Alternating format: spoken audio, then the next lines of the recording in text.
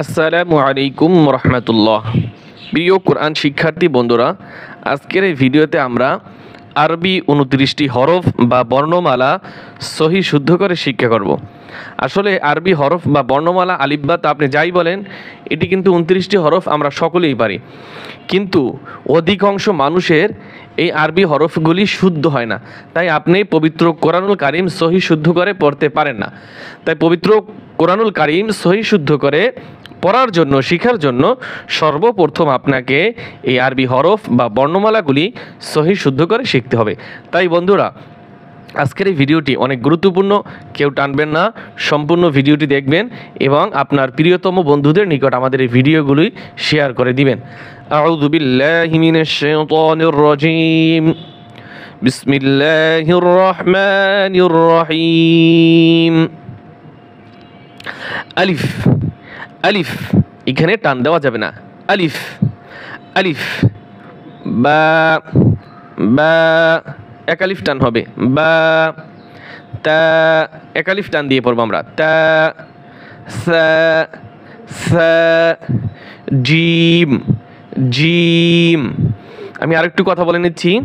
আপনি এই যে এখন পড়বেন, যে শুধু হরফগুলি পড়বেন, তারপরে আমি তো মানে একই ভিডিওতে আমি দুইটি নিয়ম শিখিয়ে দেবো আপনাদেরকে। এরপরে কি পড়বেন? আলিফ খালি, বার নিচে এক নক্তা, তার উপরে দুই নক্তা, সার উপরে তিন নক্তা, জিমের নিচে এক নক্তা। জিমের মাঝখানে বলা যাবে না, ভোগেও বলা যাবে না, জিমের নিচে। নক্তাটা হচ্ছে জিমের নিচে। তাহলে এইভাবে নক্তা নিয়ে তুমি আলাদাভাবে ভিডিও বানানো যাবে না, কারণ এটা শুধু খালি নক্তার হিসাব। এটি আপনাকে মুখস্থ রাখতে হবে, অবশ্যই এটাও আপনারা মুখস্থ করে নেবেন। তারপরে হা, একটা হা হচ্ছে দুইটা, এটা হচ্ছে ছোট হা বা হাই হত্তি। হা, হা, হা, হ, হ, দাল। এইখানে তিন আলিফ টান হবে। কয় আলিফ টান হবে? তিন আলিফ টান হবে।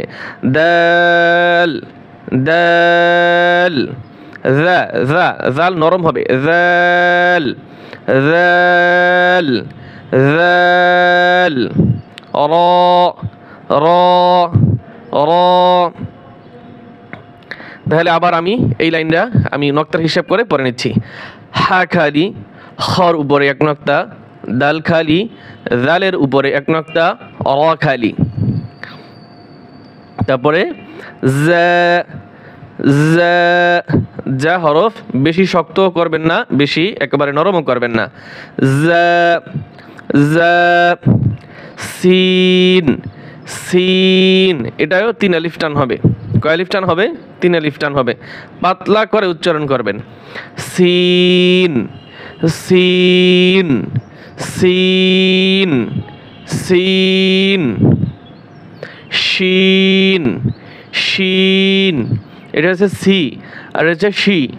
শিন, শিন, শিন।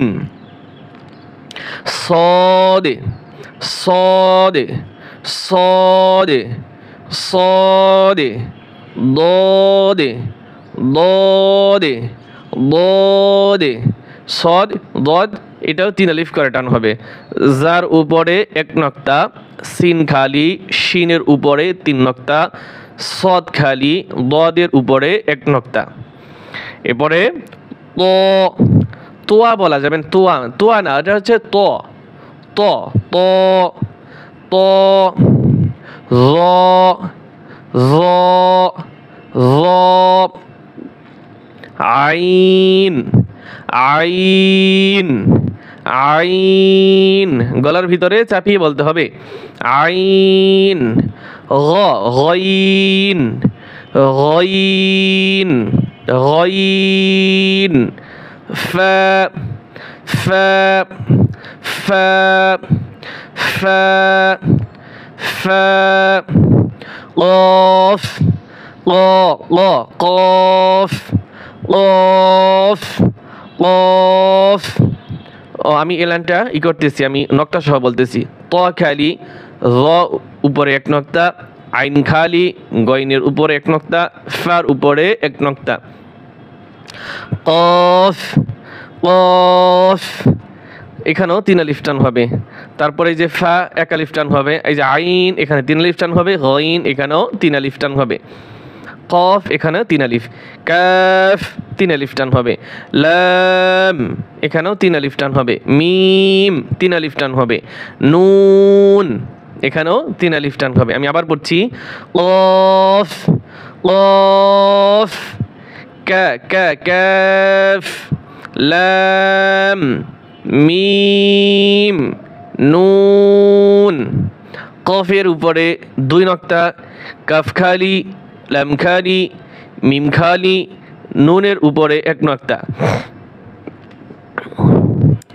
ওয়াও ওয়াও, হ্যাঁ এটা হচ্ছে হাই হাওয়াস অথবা বড় হা।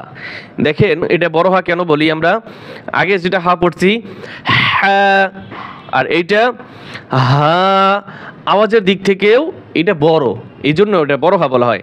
হামজা হামজা, ইয়া ও খালি, হা খালি, হামজা খালি, ইয়ার নিচে 1 নক্তা। তো প্রিয় বন্ধুরা, যদি আমরা এই আরবি বর্ণমালাগুলি সহি শুদ্ধ করে শিখতে পারি, তাহলে কিন্তু আমাদের জন্য এই পবিত্র কোরআনুল কারীম রিডিং পড়া, সহি শুদ্ধ করে পড়া আমাদের জন্য অনেকটাই সহজ হয়ে যাবে। আল্লাহ তাআলা আমাদের সকলকে এই পবিত্র কোরআনুল কারীম সহি শুদ্ধ করে পড়ার তৌফিক দান করুন, আমিন।